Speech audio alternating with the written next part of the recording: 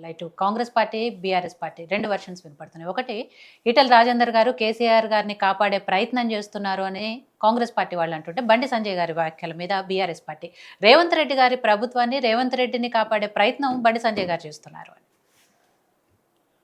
ఈ రెండు వాదనలు కూడా శుద్ధ తప్పండి. ఏం మాట్లాడతారు ఇప్పుడు? నిన్న బండి సంజయ్ ప్రెస్ మీట్ లో క్లియర్ గా కేసీఆర్ ని కాపాడుతున్నాడు రేవంత్ రెడ్డి అని ఆరోపణ చేసిండు. కాపాడేది లేకుంటే మీరు సిబిఐకి ఇవ్వండి, మేము దాన్ని అంతు తెరుస్తాము. అటు ఫోన్ ట్యాపింగ్ కానీ ఇటు కాళేశ్వరంది కానీ మీరు సిబిఐకి ఏమని డిమాండ్ చేసిండు.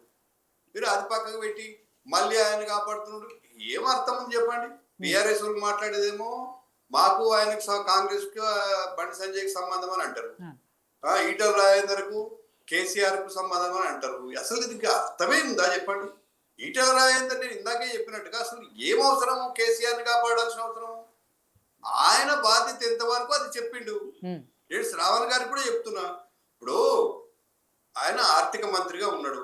జనరల్ గా ప్రొసీజర్ లో ఎనీ మినిస్ట్రీ నుంచి కానీ ఏ శాఖ నుంచి కానీ ఖర్చు జరిగేది ఉంటే మన ఫైనాన్స్ మినిస్టర్ యొక్క క్లియరెన్స్ అవసరం, ఫైనాన్స్ క్లియరెన్స్ అంటారు.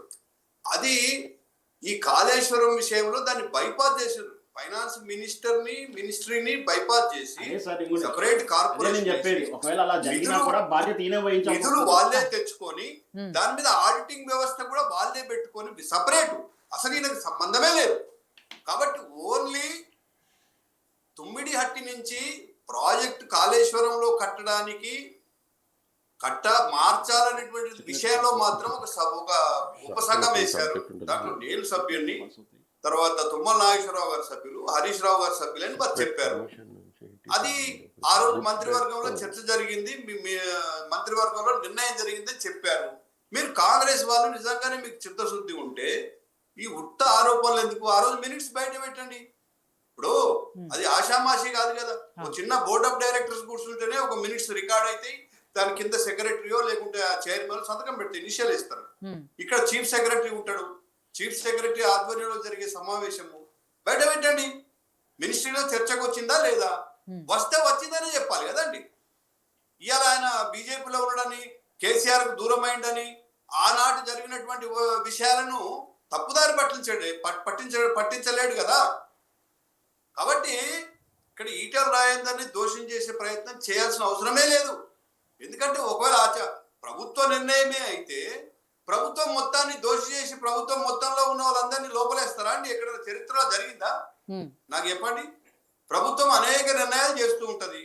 ప్రభుత్వంలో ఈయన కూడా ఒక భాగస్వామి అయితే ఆ రోజున్న మంత్రులందరినీ బాధ్యులు చేసి మంత్రివర్గాన్ని అందరినీ కూడా జైల్లోకి తీసుకుపోతారా, లేకుంటే శిక్ష వేస్తారా, లేకుంటే పనిష్మెంట్ ఇస్తారా, పెనాల్టీ వేస్తారా? ఉండదు. అది మనం మాట్లాడుకోవడానికే అది పనికొచ్చే సబ్జెక్టే కాదు కదా.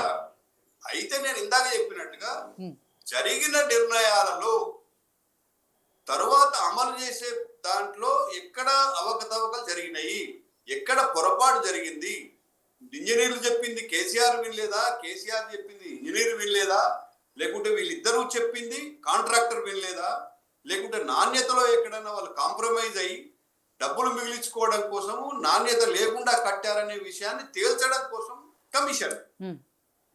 వాళ్ళు నిన్న బండి సంజయ్ గారు కూడా ఏం డిమాండ్ చేశారు? మీకు నిజంగా దాంట్లో అవినీతిని తేల్చాలంటే సిబిఐ విచారణ అడగండి అని డిమాండ్ చేసిండు.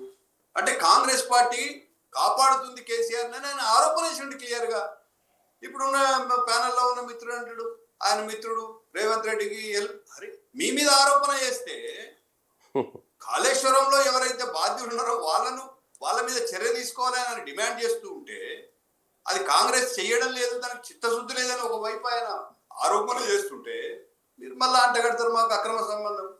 ఈ మాట్లాడుకోవడానికి కూడా మీరు నేను స్టేట్మెంట్ ముందర పెట్టుకొని చెప్తున్నా.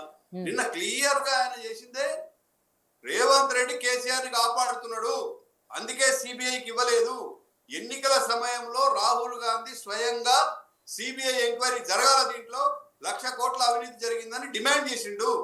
రేవంత్ రెడ్డి కూడా రిటర్న్ లో అమిత్ షాకు కంప్లైంట్ చేసిండు, సిబిఐ విచారణ చేయండి కాళేశ్వరం మీద, మీరు అంటున్నారు కదా ఏటీఎం గా వాడుకుంటున్నారని, మీరు సిబిఐ విచారణ చేయమని డిమాండ్ చేసిండు. ఆ రోజైనా ఈ రోజైనా, ఆ రోజు టిఆర్ఎస్ పార్టీ ప్రభుత్వం కూడా ఈ రాష్ట్రానికి సిబిఐ రావద్దని ఒక లెటర్ ఇచ్చారు, ఉమ్, మా అనుమతి లేకుండా రాకూడదని.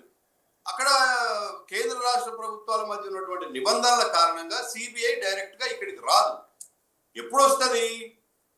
వేరే రాష్ట్రంలో కానీ ఇంకా నేషనల్ లెవెల్ ఏదైనా కేసు అయ్యి వేరే రాష్ట్రంలో ఏదైనా ఉంటే అప్పుడు వచ్చి ఇక్కడ ఎవరైనా ఒకరినో ఇద్దరినో మన కవితను కూడా ఎంక్వైరీ చేశారు.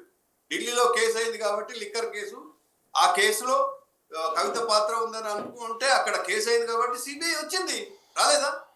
కవిత ఎంక్వైరీ చేసింది, కేసు పెట్టిర్రు. సిబిఐ కేసు, ఈడీ కేసు, రెండు కేసులలో ఆమె జైలుకు పోయింది. ఉమ్, కానీ కాళేశ్వరం కానీ లేకుంటే ఈ రాష్ట్రంలో జరిగినటువంటి మిగతా కేసులలో అటు ఫోన్ ట్యాపింగ్ కానీ మిగతా వాటిల్లో సిబిఐ వచ్చే అవకాశం లేదు. మీకు నిజంగా చిత్తశుద్ధి ఉంటే, మీకు భయం లేకుంటే, మీరు వాళ్ళతో ములాఖత్ కాకుంటే, మీరు వాళ్ళు కుమ్మక్కు కాకుంటే లిఫ్ట్ చేయండి. సిబిఐ మీద బ్యాన్ లిఫ్ట్ చేయండి. నేను కూడా అడుగుతున్నా, ఏంది మీకు వచ్చే బాధ, మీకు వచ్చే కష్టం ఏంది?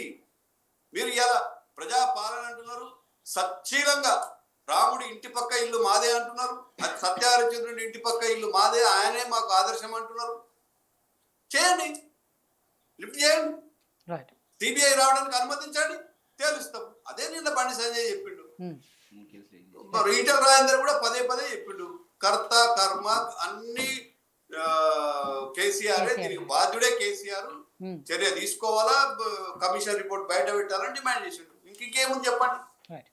సో రవి గారు, ఇక్కడ గతంలో అంటే ప్రతిపక్షంలో ఉన్నప్పుడు ఇదే కాంగ్రెస్ పార్టీ కాళేశ్వరానికి సంబంధించి అవినీతి జరిగింది, దీని మీద సిబిఐ ఎంక్వైరీ చేయండి అని చెప్పేసి అడిగిన కాంగ్రెస్ పార్టీ వాళ్ళ అధికారంలో ఉన్నప్పుడు మాత్రం దీని మీద ఎందుకు మాట్లాడలేకపోతుంది, ఎందుకు ఇదంతా కూడా స్పీడప్ చేయలేకపోతుంది? ఇంకా కమిషన్ వేసారు కదా మేడం. ఇప్పుడు కమిషన్ రిపోర్టు ఆధారంగా సిబిఐ నెక్స్ట్ స్టెప్లో